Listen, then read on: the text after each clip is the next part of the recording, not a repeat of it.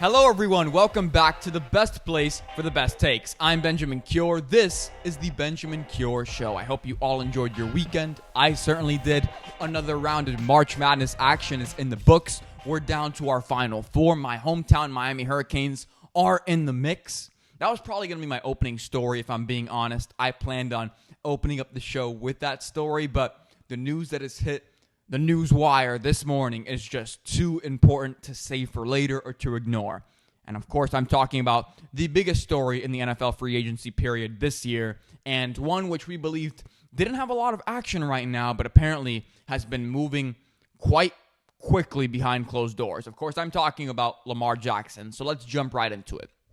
This Monday morning, Lamar Jackson took to his own Twitter account, and in an open letter to fans, he revealed that he had requested a trade from the Baltimore Ravens on March 2nd, almost an entire month ago. We're at the end of March. Today's March 27th. He made this trade request on March 2nd. So there's been a lot of time. Number one, my initial reaction, wow, this speaks to how well run the Baltimore Ravens are. We didn't hear a peep about this. No one had an inkling. This never got leaked. We had no idea that Lamar had requested a trade. We knew about the franchise tag situation, that he hadn't signed the team's tender and whatnot, and that he was available to speak to other teams who could match the Ravens or who could outbid the Ravens on Lamar Jackson's upcoming contract and who could give the Ravens a solid amount of compensation. But we did not know that Lamar Jackson himself had submitted formal paperwork or made a formal request or submission that he would like to be moved. So that's news, and it speaks to how well-run Baltimore is. They've always been like that. Very tight-lipped, very professional. They don't like drama. This makes sense if we're being honest.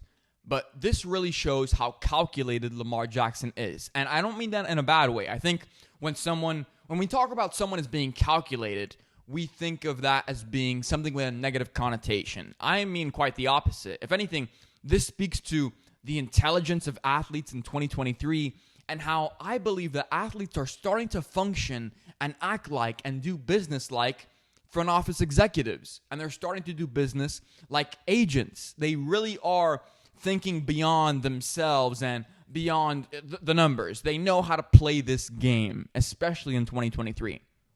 Lamar Jackson did not send this tweet out on a Monday morning because he wanted it to be the opening topic of conversation on Undisputed or on First Take. No. The reason that he did it this morning is actually way more interesting and important if you're paying close attention. This week, or today actually, I believe is the first day of the NFL owners meetings, which takes place every year. Last year it was actually in my backyard at the Breakers in Miami, Florida. A little bit north of actual Miami, Florida, but in South Florida. And this year it's in Arizona. And at those meetings, there are also head coaches present. And Baltimore Ravens head coach Jim Harbaugh was going to be made available to media this morning for comments. They were going to be able to ask him questions. Now, I'm sure Jim Harbaugh had been media trained all week by the team about what he was going to respond in reference to Lamar Jackson and the contract situation and the franchise tag. But they never accounted for the fact that the general public and the media would learn that Lamar Jackson requested a trade from the team almost a month ago and that no action or progress had been made. So that's huge news, right?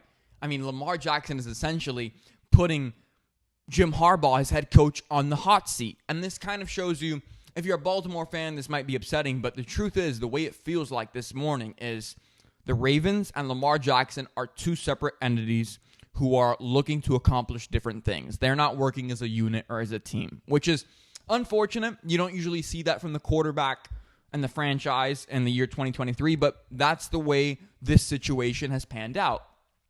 What I find even more interesting is that on Saturday afternoon, I saw a tweet, just afternoon actually, 12:40 p.m. Eastern, from Destin Adams, who is a reputable source.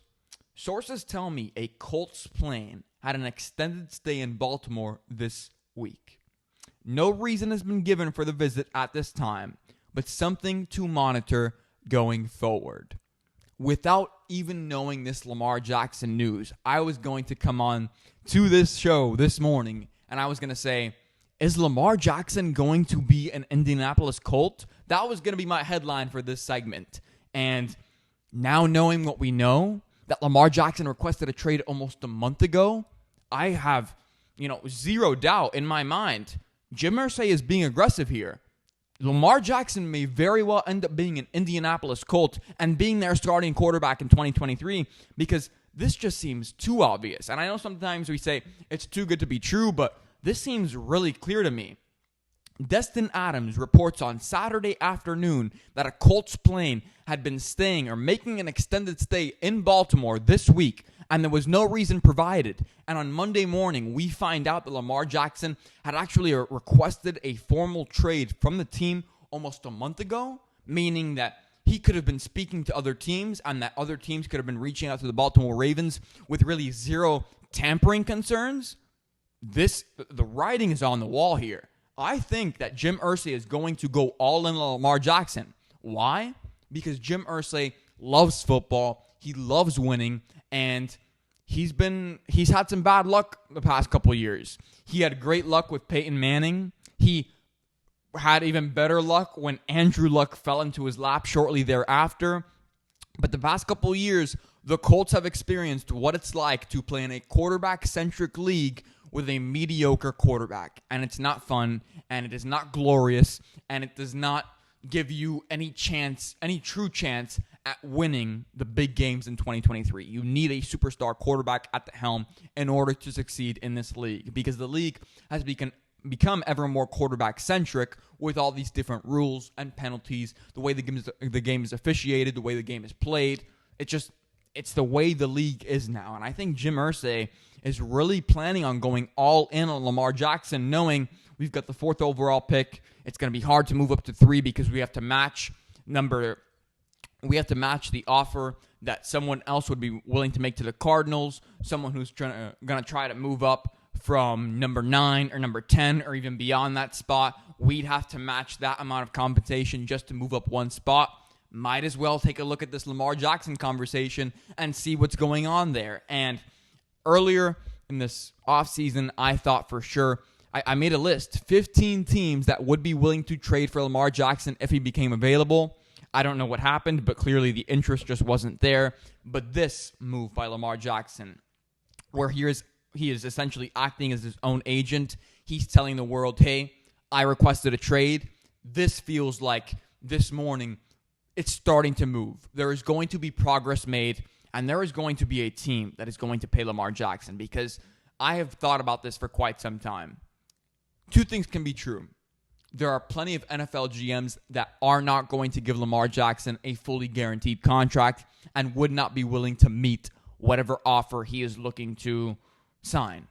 Number two, there is going to be at least one GM and one front office and one team and one owner that is willing to give Lamar Jackson what he wants, because mediocrity and anything below that is just really tough as an organization, as a fan, and I think owners now, someone is going to get desperate, and I think Jim Irsay might be that first guy who says, you know what, I'm going all in Lamar Jackson, what do you want? And I know from a liquidity standpoint, that may not work out. That was the one concern. Does Jim Irsay have $230 million cash that he can put into an escrow account? Because that's what's required in these fully guaranteed deals that nobody talks about.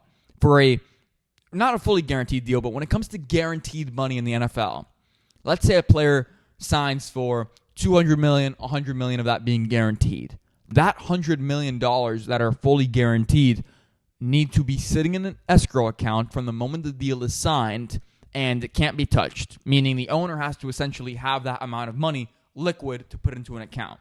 And these are billionaires we're talking about, so I'm sure they have it. The question is, do they want to give it up? Do they want to leave it sitting in an escrow account like that, where it can't build interest, they can't invest it, and they're just essentially leaving that money away for a player as their career progresses? Is it worth it? If the quarterback can take you to a Super Bowl and win it, sure, but that is a risky gamble that takes a long time to be proven correct or wrong. So will Jim Irsay make the move? I don't know, but this morning I feel really confident asking the question and answering it. Is Lamar Jackson going to be an Indianapolis Colt in 2023? I think the answer is yes. With all the information we know now, that seems to be the direction this deal is headed in. So the March Madness Final Four stage is set. We've got UConn, we've got San Diego State, we have the University of Miami, and FAU. And I saw a funny tweet over the weekend from Colin Coward, who works at FS1. FAU, Miami, San Diego State, and UConn.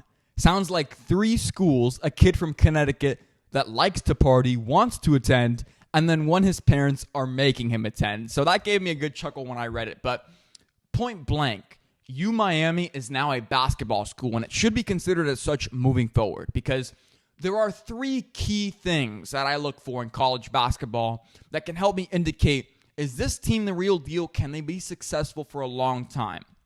And in this era of college basketball, in this sport, I think coaching, talent, and culture are the 3 most important things in college basketball. So let's start with coaching. On the men's side, head coach Jim Larrañaga has been amazing for them for years, but I feel like he's finally starting to catch his shine. A veteran coach who plays the perfect balance of, hey, let's not play sloppy basketball, let's play the game the right way, but also when he needs to, hey, he encourages his players, pick up the tempo, get a little bit aggressive, start shooting from beyond the arc, don't be afraid of the 3-point shot.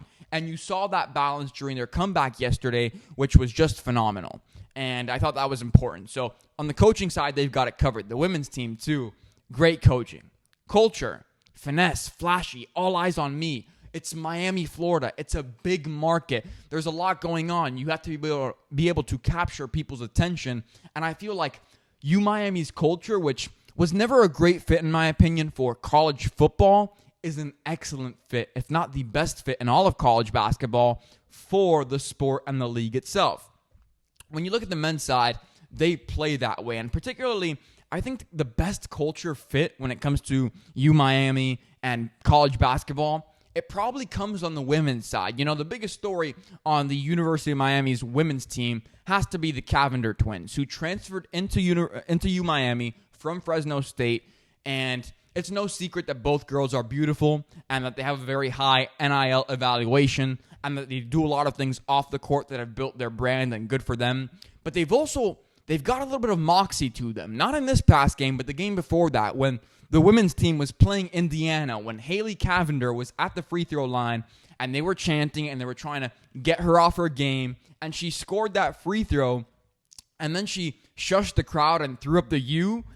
I loved that. I had no problem with that. That shows moxie. It shows confidence. And that's exactly what you need in college basketball. And it's why I think UMiami's culture, even though some people love football, the UMiami culture has always been a great fit for basketball. And we're just seeing that now. And then when it comes to the talent, like I said, the Cavender twins, beyond being very pretty and having a very big brand, they're also, I've spoken to a lot of people about this, their on-the-court play is actually very underrated. Like, these are good basketball players. And, you know, the WNBA is always hard to predict because it's very competitive in these draft classes, especially with someone like Caitlin Clark being at the top of the pack, leading the pack right now. 41 points over the weekend. I mean, just a monster performance in a big-time game. But the Cavender twins also play very good basketball, as does the rest of that UMiami roster. And then last but not least, when it comes to talent, Nigel Pack, his NIL evaluation, you know, so many people had a problem with the NIL money. I think it was great. And speaking of Nigel Pack's on-the-floor talent, I watched the entire game yesterday with some friends, and I was locked in. And I was watching with a very passionate group of fans who were always in it, even if it felt like the game was slipping a little bit from beyond the reach of UMiami. And Nigel Pack, although he looked good on the box score, I feel like his impact went so much beyond that. And the box score doesn't show you the full picture of just how important Nigel was to the University of Miami Hurricanes during their game. So all in all, I think UMiami is a basketball school. I think the culture is perfect when it comes to fit. I think their coaching is excellent. I think the talent is excellent. And I just think all around the fit is so great. And I think it's hard for some people to acknowledge because UMiami had such a great football past. But I think in the year 2023, in this climate, I think UMiami is definitely a basketball school. So LeBron James made his return to basketball over the weekend by coming off the bench for just the second time in his career. And he was interviewed by media, and he told them that after speaking to many medical professionals, 2 doctors suggested that he should have season-ending surgery on his foot. And then he went to the LeBron James of feet, in his own words, and decided that he was going to play through it.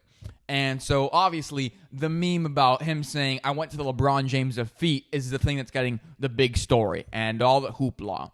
But the most important part of that statement, of that interview, was the 2 doctors suggesting that LeBron should have season-ending surgery on his foot. And I was thinking about this morning, and I thought fans are going to get really mad at me for saying this, but the best thing that could happen to LeBron James, for LeBron James, is that the Lakers miss the playoffs, they miss the play-in, and he can go into the offseason earlier than expected, and he can have this surgery. Because think about it. Season-ending surgery, that means this is going to, like any surgery, take a couple months of recovery. And if the season goes long, or it's an extended season like LeBron has shown us in the past, it feels like LeBron is always playing a longer season than everyone else for the most part, except for the rare moments when he's missed the playoffs. He has to put in that much more work to stay healthy. And I think LeBron, the best thing for him is to rest, recover, have that surgery, and move on to the next season. And this is unfortunate because I'm not one of those people that is always very complimentary of LeBron, but I certainly do support him. And I have supported him publicly on this show, privately with friends. And I think this is starting to spell the end of LeBron James' career. And I know that may seem like, okay, that's obvious, Ben. That's not a hot take, but I feel like people are missing the big picture here. LeBron James' career is closer to the end than it is to the beginning. He's not getting any younger, and I think we're closer to the end than people realize. LeBron James, as much as we love to watch him on the floor, maybe you hate him, he has shown at the end of seasons recently that he breaks down and that his health is not the same that it used to be. He cannot play through injuries the way that he used to, and he cannot stay healthy.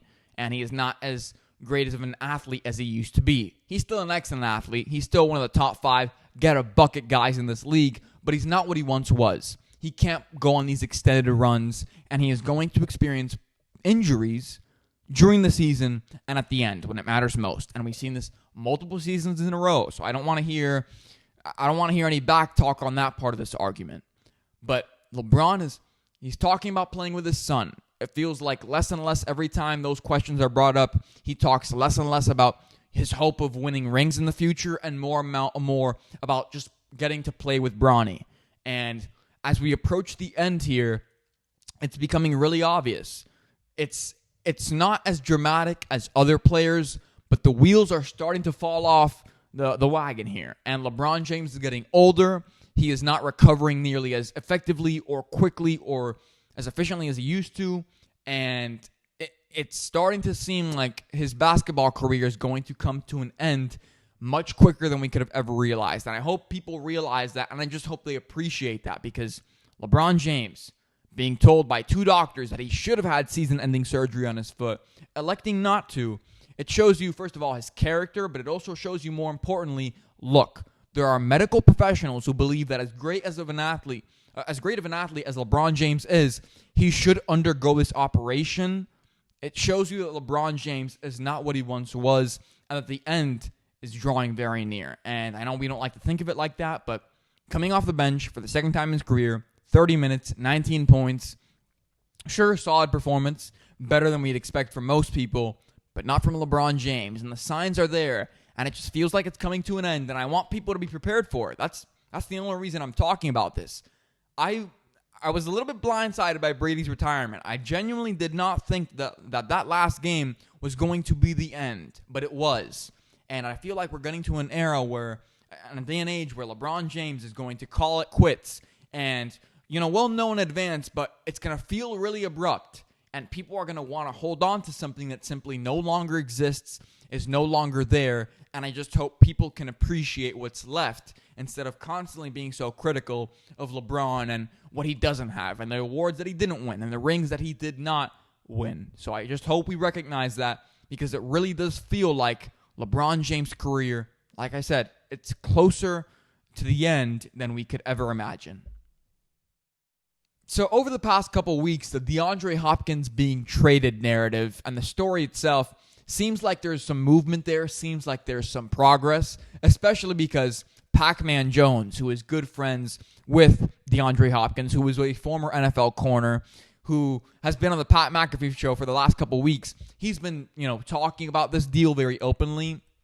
And because he is such good friends with DeAndre Hopkins, we've gotten some of those behind-the-scenes nuggets, that interesting information that we normally wouldn't hear until we heard it from an insider weeks later, like a Rappaport or an Adam Scheffner. We're hearing all of these things now. It's a little bit more transparent, and I like that. And so credit to Pat McAfee, credit to, of course, Pac-Man Jones for kind of taking us behind the curtain and giving us these important nuggets and scoops of information from behind the scenes. But essentially, we've heard some more progress on the front. And Jeremy Fowler said on ESPN's SportsCenter that the Cardinals are asking for a third and a second-round pick in exchange for DeAndre Hopkins, and that they're almost looking for a Christian McCaffrey package. That would be a second, a third, and a fourth-round pick. And so, I don't know. I didn't love the CMC trade in terms of value, but I understood it. It was a unique circumstance. We know that Kyle Shanahan loves the running game. We know that, unfortunately, his running backs always break down and get hurt at the end of the season when he needs them most. Christian McCaffrey, historically injured player, historically great player, it felt like the right fit. Because running backs are also so scarce, like the really good ones. But to do that deal for a wide receiver, I don't love that. DeAndre Hopkins is 30 years old, and I think, he's still got some great days ahead of him, but he's closer to the end than he is to the beginning of his career. And for a team to give up a Christian McCaffrey-like package for him, a second-round pick, a third-round pick, a fourth-round pick, it feels a little extreme because top-end running backs like a Christian McCaffrey, there's only so many of them. We only get a couple of them every other year or in every other draft. College football gives us 15 great wide receivers every single year. And DeAndre Hopkins is 30 years old. I don't love the idea of giving up a second, a third, and a fourth in exchange for D-Hop. Now, would I love to have him on my team? Of course. One of the best contested catch guys in a league can go up and get it for you. Your quarterback's best friend would certainly be a great wide receiver 2 or wide receiver 1A, 1B with Stephon Diggs and the Bills if the conversations that we've heard end up, going through and progress like we think they're going to. But to give up that kind of a package, I don't love that. That to me signals that the Cardinals are pretty much trying to lure in the teams that are going all in, like a Buffalo Bills, who are ready to win now, who don't care as much about the future. Maybe they'll get the deal, but I wouldn't love giving that up. And I personally, as a GM, would not be willing to give that up for DeAndre Hopkins unless I was in a situation like the Bills where I planned on going all in. So that's my thought on that front. And with that, we conclude this week's episode of the Benjamin Cure Show. Make sure to like, subscribe, leave a comment down below. As always, if you enjoyed these clips, they're going to be available all over social media, Instagram, Twitter, TikTok as well. So make sure to check us out there at Ben Cure Show. All the clips, all of your favorite moments will be available on those pages. Until next week, I'm Benjamin Cure. This is the Benjamin Cure Show. I'll see you next time.